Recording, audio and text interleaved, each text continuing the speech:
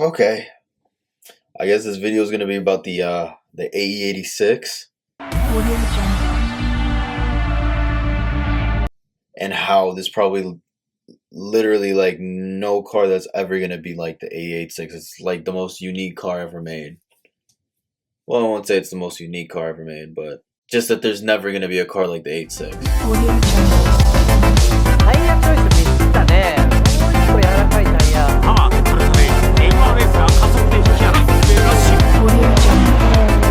Over the curb, on two wheels, back down again.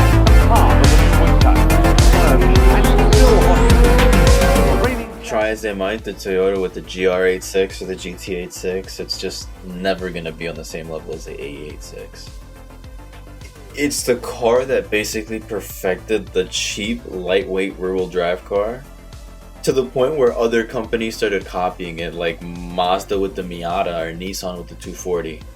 And just like every other rear-wheel drive car that came out of Japan in the 80s, it has a super rich racing history that's backed up by like so many wins, so many other drivers, and just the driving experience itself. Competing in stuff like Group A, Group N, Rally, the BTCC, aka the British Touring Car Championship, the European Touring Car Championship, JGTC or JTCC, whatever you want to call it, Japanese Touring Car Championship, and having a huge influence on media and other aspects of motorsports and entertainment that I don't think any other car has ever had before, to be honest with you. To kick the video off, we'll just talk about that. It's literally the most simple car you'll ever get to see. It's a front engine rear-wheel drive car with 2 seats, 2 doors. That's it. The car is super lightweight. It weighs like about 23,000 pounds, depending on specs and models and whatever you get.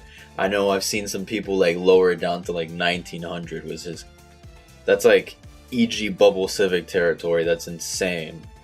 The car came in a hatchback and a coupe version, which the hatchback being more desirable for reasons that don't really need to be explained. Came with pop-up headlights or solid headlights? I wrote here solid headlights, but I don't even know what they're called. Non-pop-up headlights, I guess. With the pop-up headlights being more desirable, of course, for reasons that I don't need to explain.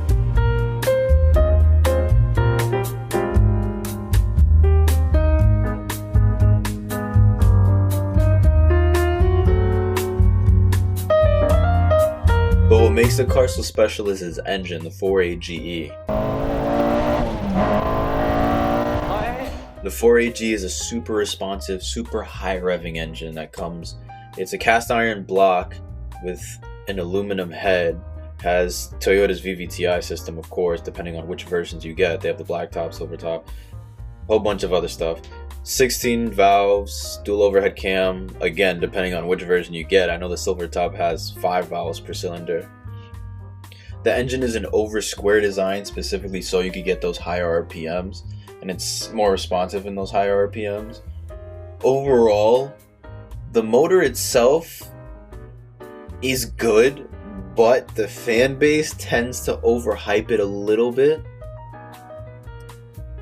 It does deserve the respect, don't get me wrong, but compared to other Toyota motors and other motors out there, especially in the same niche as 4 cylinders with dual overhead cams, tends to get overshadowed by them. This motor is good though, however, when you shove it in a lightweight Toyota, front wheel drive, rear wheel drive, it doesn't matter. Obviously that special motor, that crazy motor, made it up to a 5-speed manual transmission, sending power to the rear wheels with a solid rear axle. It's a recipe for fun. Solid rear axle, you get a stiffer rear end. Obviously it's going to want to slide a lot more, which is another thing that the car is known for. Overall, this simple design makes the car super easy to work on, but not only that, super easy to drive and understand the weight balance of the car. Which gets to my other topic. Being super well balanced, it did amazing in BTCC. the British Touring Car Championship, ETCC, the European Touring Car Championship, JTCC, the Japanese Touring Car Championship, and its weight distribution and balance kind of made it perfect in every single race it's been in, regardless of what type of motorsport it was. The car was so good it won the British Saloon Car Championship in 1986 and 1987. And while it was competing in the JTCC, a very famous guy was driving it by the name of Keiichi Tsuchiya. Those of you who don't know, Keiichi Tsuchiya is a very famous race car driver from Japan who's known for being very eccentric with his driving style.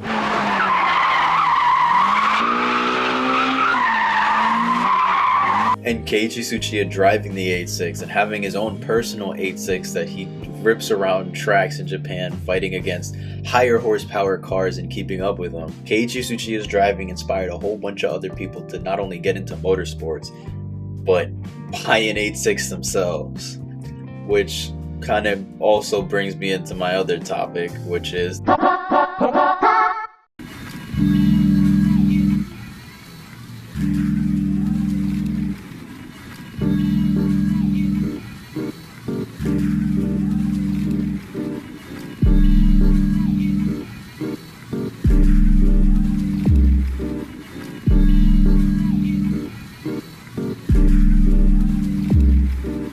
Listen, this video is mostly going to be about this.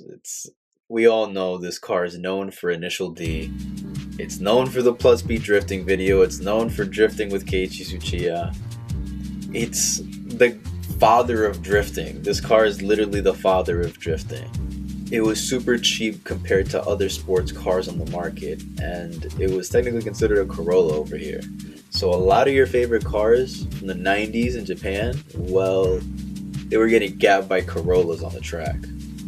This car started Initial D, which is a coming of age story about a boy named Takumi Fujiwara and his learning for the love of driving.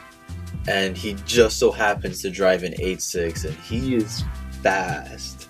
In this show, you get to see Takumi grow as a character, and he becomes more and more in tune with the car. And the more he learns about the car, it's like the more he learns about himself as well. And it's kind of like the drifting video that a aforementioned driver kind of starred in as well, called the Plus B video. If you haven't heard of it, here's a clip of it now.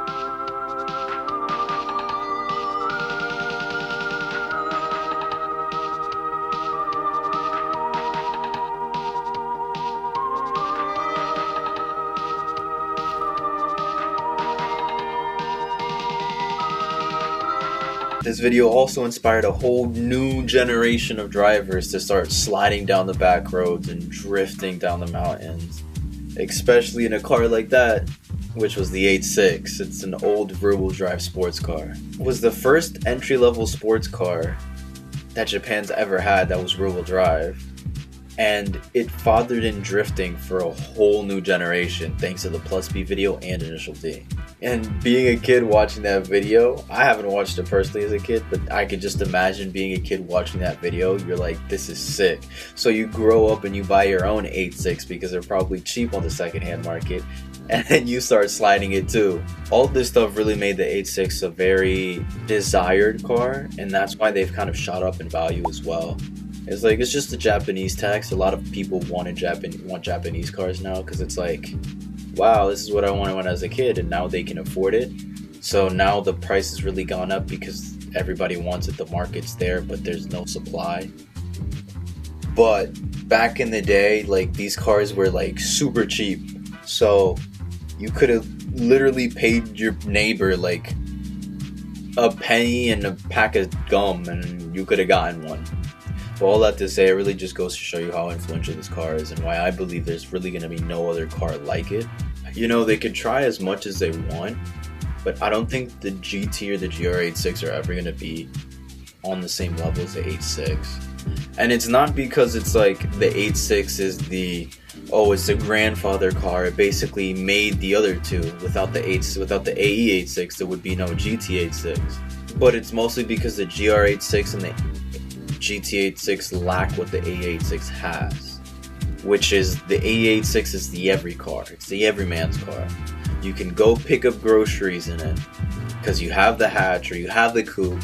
Nobody really knows what you're driving. It doesn't look all that sporty, but if you really step on it, you'll probably have one of the best driving experiences you'll ever have. This is all just my opinion, and this video is just for fun. But this is personally why I feel like there'll never ever be a car like the AE 8.6 ever again.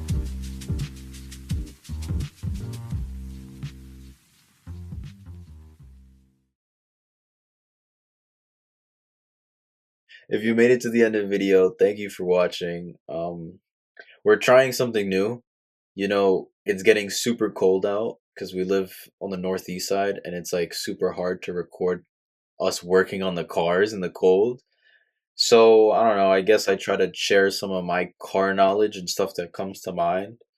This is just a trial and error video, so don't expect the best of it. We're just trying. But this is a way for us to like at least get some content out to you while it's cold and we're getting everything ready for the build. Right now we're just waiting on a couple of stuff because we ordered the swap kit, so we're just waiting on a couple of things to get there so we can actually start throwing the motor together.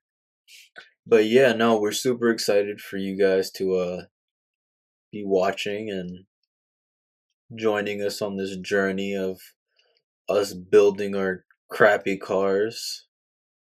Yeah, we're gonna try to get as much videos out as possible.